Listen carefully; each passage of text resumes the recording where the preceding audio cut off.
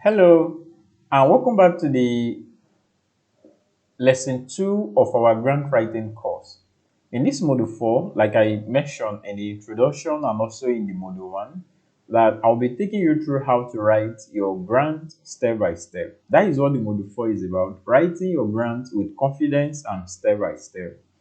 In the module 1, in the lesson 1 of this module 4, we've talked about the particular elements, important elements that your proposer must have.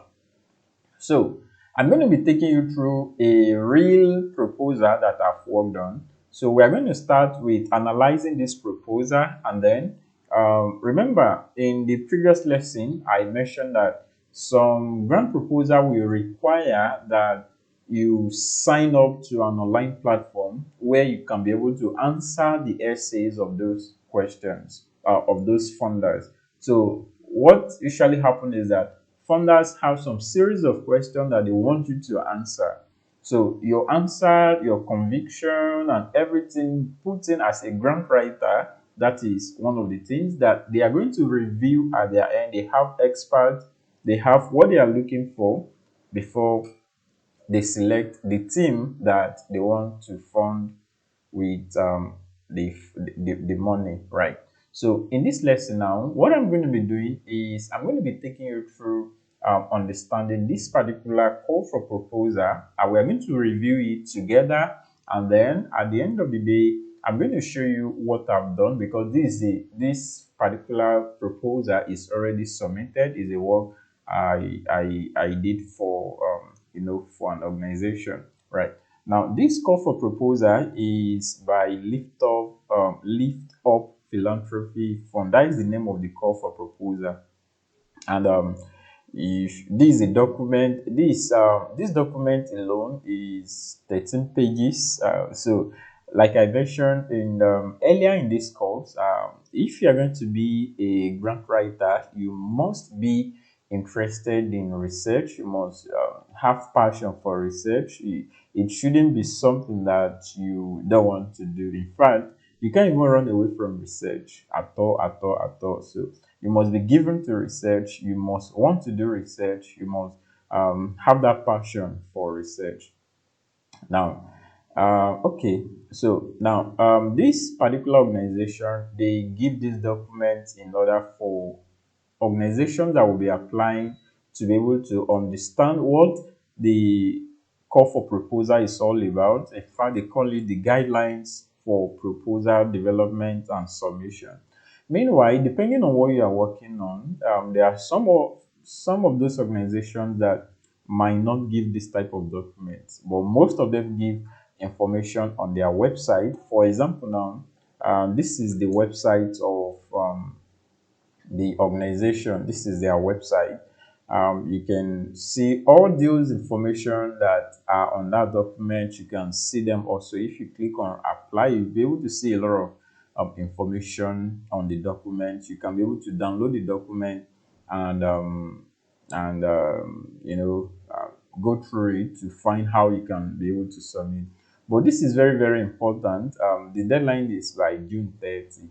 So this is very, very important. Before you start writing, remember we've established that research and understanding as a writer is very, very important. In fact, if you don't understand what you want to do, how will you start writing? That is the issue. So you have to understand exactly what exactly are you required to do. If you're asking questions, what are the questions they require you? So let's go through this call for proposal from Lift Up Philanthropy Fund, so that we can be able to understand what they want, and then I'll show you the document, the proposal guideline. This is a guideline, and then they have their template that they provided, and then I'm going to show you also the real work that I did with on the proposal. I'm going to show you the budget template that they provided, and yeah, so yes, so this is a very lengthy document, 13 pages. So yes, all of these are part of the things that we are not going to spend all the time reading it line by line here. I can share the document. In fact, you can always go to their website. You can just Google LiftUpPhilanthropy Fund and you can see all of these things. They are open source information available for every organization worldwide. So, building on the experience of the Enabling Environment Fund in 2024, so this organization set up a new and expanded LiftUp Philanthropy Fund dedicated to catalyzing positive change within philanthropy worldwide. So now, one of the major things that you should know is that this fund is for every organization worldwide. So there are some of those funds that are region specific. Some of them might want to support organizations from Africa. Even in Africa, they might say West Africa, they might say East Africa. Some might be very, very specific to a particular country. They might say Nigeria. Some are Canada specific. Some are USA specific. So depending on who is giving the fund and their objective. Remember, we've looked at in module 2 why people give funds. So why do they give? So that is their objective, what they are trying to achieve and all that.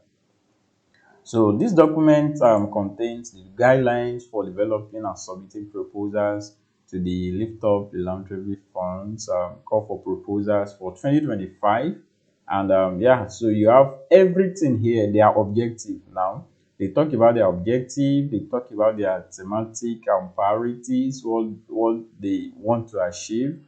And then under this fund, they have two and three lots. Lot 1 is ecosystem building. So now, as a grant writer, like we've been establishing from the beginning of this course, you must be able to understand what this stuff is all about. Now, part 1 is the lot 1. So what is the first? You have to look at what is the objective of this grant, right? They want what this is what they want.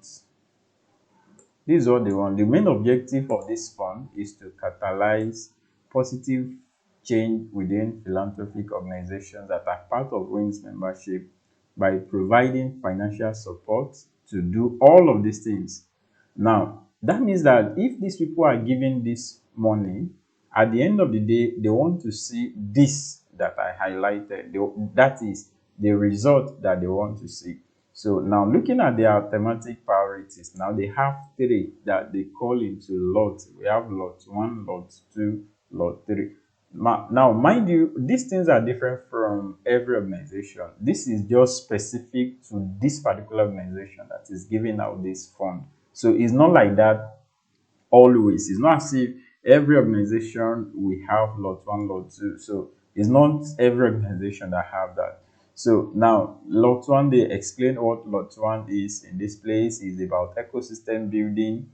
We support initiatives that focus on strengthening the PSC in target countries and regions. So blah blah blah. They have the 2025 key priorities, and then they have the lot 2, which is enabling environment, builds on the experience of the Enabling Environment Fund.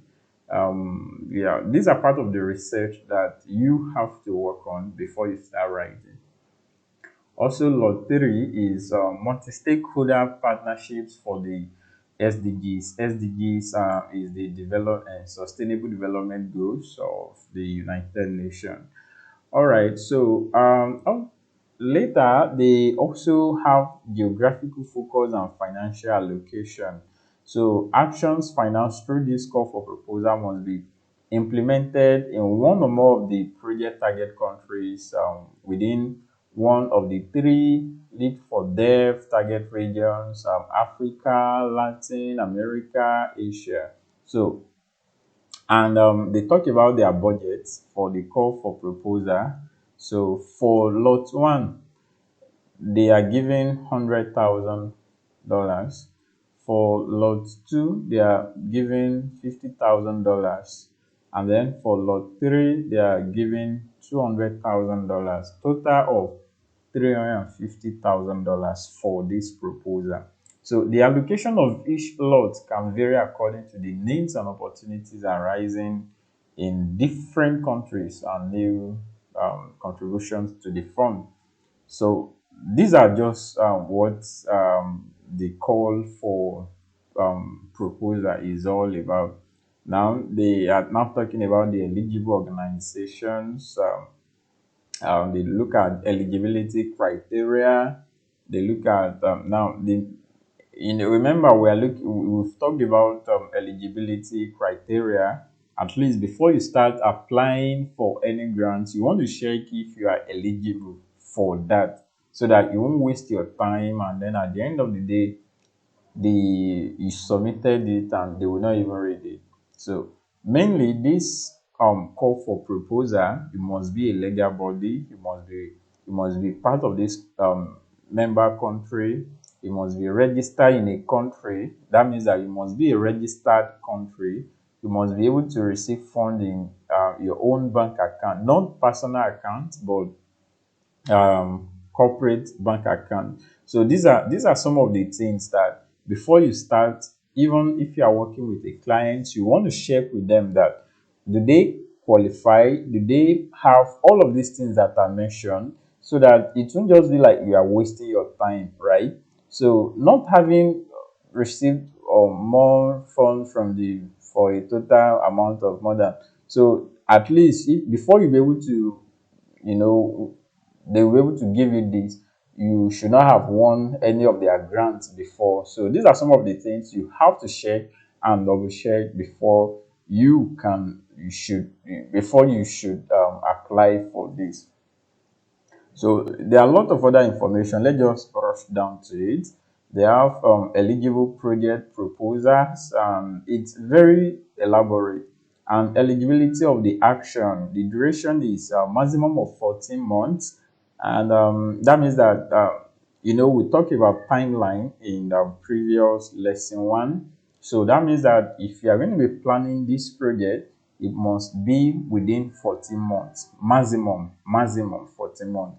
So because any project funded through this call for proposal should start by November this year, 2025, and shall be completed by at the latest by December 2026. So that is the latest, that is how the project should be. So maximum funding, any project through this call for proposal should request funding from the fund of a minimum of 5,000 euro to a maximum of 50,000 euro. So just like that.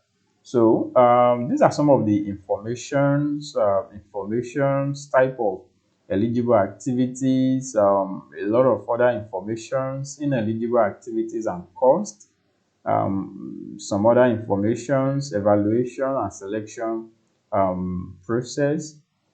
I've shared this document so that you can be able to, go through it yourself, and you can be able to, if you want to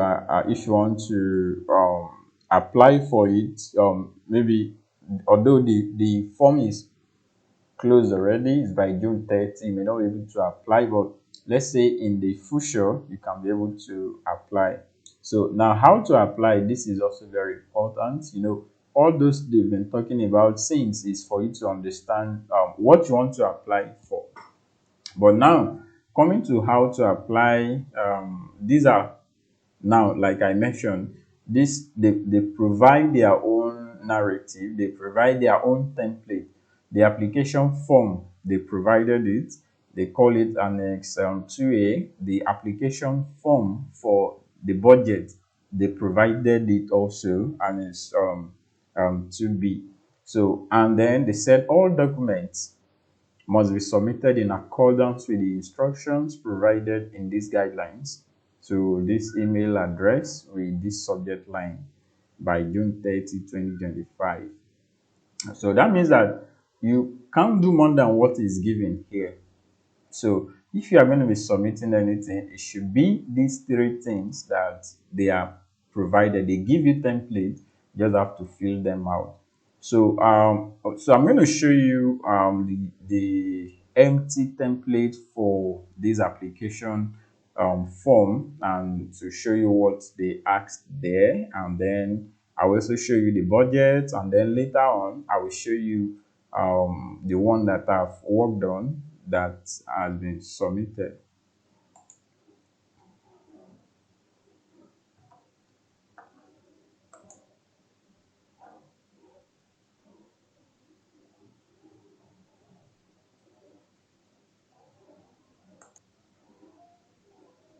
All right, so we are back here. This is the document that they provided.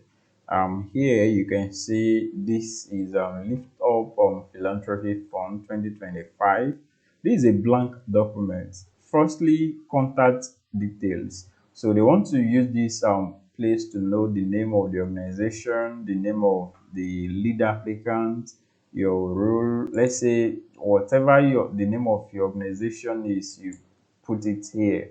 So remember, like I mentioned, it's not all of grants that provide this type of documents. So don't make the mistake that they will provide documents. Some of them you have to log in. The next lesson or part of this lesson is going to be, I'm going to show you another platform that you have to log in before you see the questions that are required for you to answer just like this, right? And yeah, so is either you log into a platform and fill out these essays, or they provide you with some of these templates for you to answer and send back to them, because they are going to be judging you based on what you fill in these documents that they provided you. So the name of the organization, so whatever the name of your organization, the leads applicant name, the main job of the applicants, contacts and phone number. In case you have a partner organization, so you can put it here as well. So now going to where major of the work is on the project details. So in this project details, they go deeper to asking more than the name of the organization. They are asking, okay, what is the title of the project that you are submitting? Remember, after you have gone through this document and after you have analyzed exactly what does this funder want, and then you've seen that, okay, this funder, this is exactly what they want, and the organization you are working with that you want to submit the grant or you want to write for them, you have seen that, oh, they really have something together that you can, they really fit into what is being required before you can start filling out the form. Maybe they already have the, if they already have the project ongoing before, or is a new project that they think they can submit for the call for application, right? So it can be a new project entirely that because of the call for application they brought it up, or it can be an existing project that they've been working on before that they can submit. So whichever way it still goes. Also, this next thing they ask is on short description of that project. You know, here you only talk about the name of the project. Here they ask for a short description of that particular project. So in fact, they even put it there that consider that this description can be used to promote your project in the social networks. So that means that whatever you are going to be providing here, you want it to be something that can be used later, right? Now, these are some of the things that we've all talked about earlier. So here now, depending on what your project is, this is where you start writing. And then there is country or region where that project will be implemented, wherever you are that you think the project will be implemented. And then indicative starting dates and ending dates. And then here they ask for amount requested. Remember, while we are going through this document, they made it known that the least amount you can request for is 5,000 euro, and the maximum you can request for is 50,000 euro. So you can request for 1,000 or 1 million euro, for example. So you have to request for something that is within the budget that they are giving you. All right. So, and here, you remember, we also talked about the lots. They have lots 1, lot 2, lot 3. Here, they want you to be specific that which of the lots are you applying for, lot 1 or lot 2 or lot 3. Whichever one you are applying for, you select. All right. Here is where lot of some other works are. They're asking for summary and context. Now, this summary and context, just like we've talked about in the previous lesson, one in this module, talking about the executive summary. This like your executive summary. This like what exactly your executive summary. So they want you to give a summary and context of okay the project you are working on. In fact, they even provide for you here that provide a clear and compelling summary of the project, include the specific context, challenges or opportunities that are addressed and how the action is relevant and feasible. Perfect. So this is very straightforward. They just want you to provide a very clear summary of the project you are submitting for. This is just something that they provide. And then here you see project objectives, activities, and expected results. Exactly what we talked about. Exactly what we've been talking about in the aspect of the planning of that project. You should be able to have objective for the project, and we talk about activities, right? Remember, we talk about activities and then expected result. This is the goal. Expected result is the goal. So all of these things that you see, they are connected. That is the reason why having the basics, having the background will help you to be able to plan for this particular project, write out the specific objective, the general objective, and then the activities with the intended result that follow suit. So here they put general objective of the project. You fill it out, and then the specific objective, activities. If you have more than 5 activities, you are allowed. You can put, depending on your project, as many as possible activities that you want to put, and then intended result. Okay, now let's say you put activity 1 this intended result from activity 1. Okay, what will it be from activity 2, from 3, and all that. So intended result from output. Now this one is talking about output. So these are some of the things that are very, very important that you can't even skip. These are the basics that we've covered. We've all been talking about it. You've done some of the works on it in previous lessons, right? So next is on partners and other stakeholders. Here they want you to describe the role of partners, if any at all, and other stakeholders that are involved in that project. So describe if the proposed intervention is linked with existing initiatives and if there are or were other similar actions. So they want you to specify how you will integrate or differentiate. Very straightforward. And before, they want you to talk about your strategy and approach. Here they want you to talk about sustainability. Will the action be continued beyond the funding project? Is very, very important. Remember, all of these things are very important. You have to feel all of these things perfectly. Not perfectly, let me not use the word perfectly, but you have to ensure that it's compelling, because human being like you, human being like me, human being will sit down to review all of these things that you've written down, and they will be able to grade it that, oh, this one it's like this or that one is like that. So you want to be sure that you really put in the work to at least know what you are talking about before you start writing. Yes, timeline. We've talked about timeline before, and it's very, very important in grants. You can't even skip it. So this is a timeline that what will happen. They said this particular grant is to run for 14 months between November 2025 to December 2026. So if they are to give you this funding, what will you do, or how long will activity 1 take? How about activity 2? So what will we be doing in month 1 month? So all of these things they are very, very important.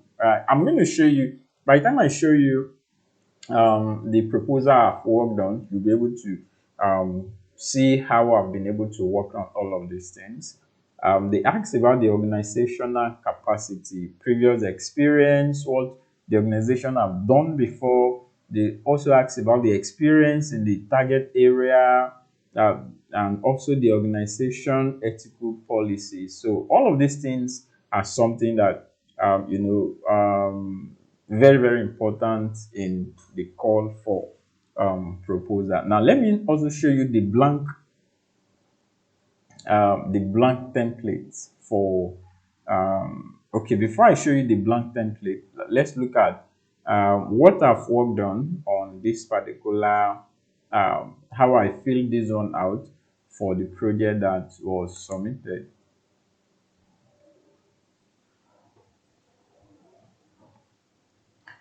Okay, so this is the project that has been submitted. I've filled this one out. So, but for the purpose of this video, which will be public, I've removed the name of the organization, the name of the project, and the name of everything that you just see what is just been there. Here means the project name. So this is the short description that was given to it. If you are part of my students on the WhatsApp group, this document will be available for you to go through. Like, I mean, the full document will be available for you to go through, right? But I just want you to see how I've been able to put all the lessons that we've been talking about into this particular CFP, and then have been able to answer all of them. So I won't waste much time here since the document will be available, right? But I just want you to see how each and every section of the essays, how they were answered. So this one, blah, blah, blah. The project is going to be in Nigeria, and the amount requested is 50,000 euro, and the project is under lot 1. There are lot 1, lot 2, and lot 3. So, and then the summary and context. So this is the summary on the. Remember, I told you earlier in the lesson 1 that it can be longer than just short, depending on what you are working with, depending on the project, depending on a lot of other things. So this is the summary of the project and the context that makes this project to come up. Okay, and another thing is project objectives and activities and expected result. So now you see this is the general objective of this project, and then this is the specific objectives, and these are the activities, 5 activities. Now these are the intended results from activity 1. We're going to have this result. From activity 2, we're going to have this result like that, and these are the intended output from activity 1. We have this, and like that. So this takes some time for planning. It takes the planning process behind this project is not just something that you just come up with something and just put it there. It's a whole lot of planning that really goes into this project to really working with some stakeholders in the organization and all of that. It's what really makes it to feel like this. All right, and then the session that asks about partners and other stakeholders. Okay, the section that asks about strategy and approach, the section that asks about sustainability, and yes, let me show you the timeline, and I will go further to show you the the budget that was asked. Now here the timeline, this project is going to be for 14 months, and this is how it's been spread over the time. Activity 1, remember this project have 5 activities. Activity 1 will happen in the first 5 months. Activity 2 from the 3rd month to the 7th month. Activity 3 from the 5th month to the 8th month, and like that. You see, this box tick means that okay, this is going to happen, this is going to, and you can also see something that some of these things overlap each other. That means that activity 2 rather is starting at month 3, and same time also with activity one still going on. So these things overlap. That shows that when you are planning this, as we have covered, you have to put in the planning to really see, okay, this project is gonna be like this. You can do two, three things that overlap each other, that doesn't have to be congested, or doesn't have to wear you down thereabout.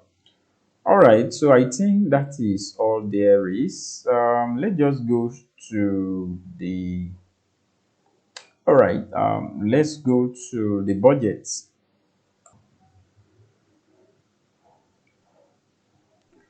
All right, so this is the budget. For the budget, they provided this template.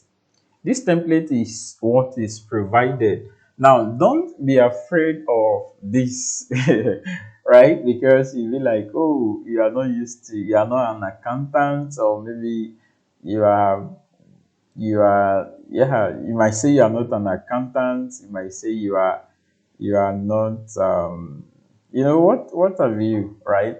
But this is something that is workable. This is very understandable. In fact, an accountant will not even have idea of what to do, because they are not the one that develop the project. They are not the one that plan it. As a grant writer, one of the things you are good at is that you are a project manager, you are a planner, right? Now look at this framework, this template framework. So it has all the activities that you want to do. Like if you have like 10 activities, you can add to it, right? Activity one, you can, what is that activity? What will you be doing in activity one that will require funding, and how much will it be, right? That is just what is here. Activity one. I'll show you the one that I've filled out, right? And then activity two, like that, and just like that, you can be able to work on the budget, and then this total will automatically compute everything here in all the subtotal for the activities we automatically compute. Let me show you the one I've worked on. Okay, so this is the one I've worked on. The part of the initial project, the one I first showed you. This is the budget for it.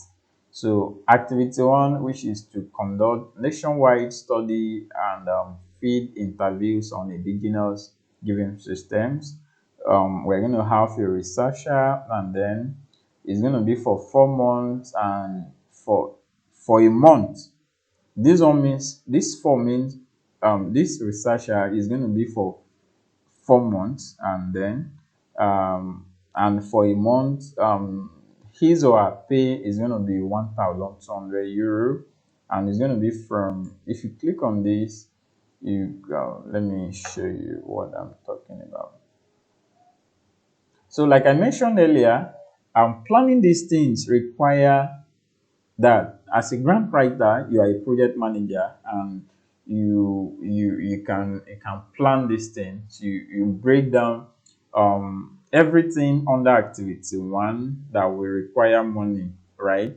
We have researcher in this particular project, we have field trip, we have interview kits, we have feed assistants, we have phone and data. So for that 4 months that this research will be going on, remember, these 4 months, it's what is on our timeline. On our timeline, month one, month two, month three, month four, and for research, right? So that is what we have in this place. So that is why an accountant will not even be able to do this without you, because you've initially planned your project. You've initially sit down to plan how this thing is going to be, and you just fill them in very simple, right? Yeah, I there are some other courses on how to really go about this. And I don't want this particular video to be too long. Yeah, so that just then field trip, 10 trips, transportation cost is gonna be trip 10 of it, and one of it is 150 euro, and 10 that is 1,500. And this is the justification, the reason. Remember, we've talked about that they want to see, okay, if you are spending so amount, why is this that amount, right? So these are some of the things that the funders are interested in seeing.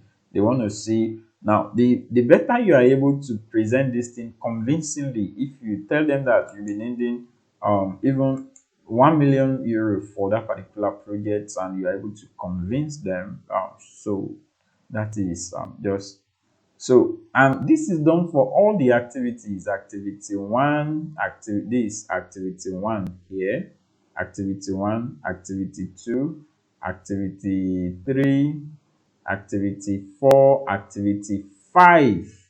Everything is covered, and everything is 49,800 euro. Remember, the maximum amount you can apply for is 50,000 euro, and this one is 49,800, still within the threshold of what is obtainable. All right, so that is on that regarding this particular how to analyze. The second part of this video is coming up, where I'll be showing you a platform that will require you to log in to answer the essays that are there. So all right, see you in the next class.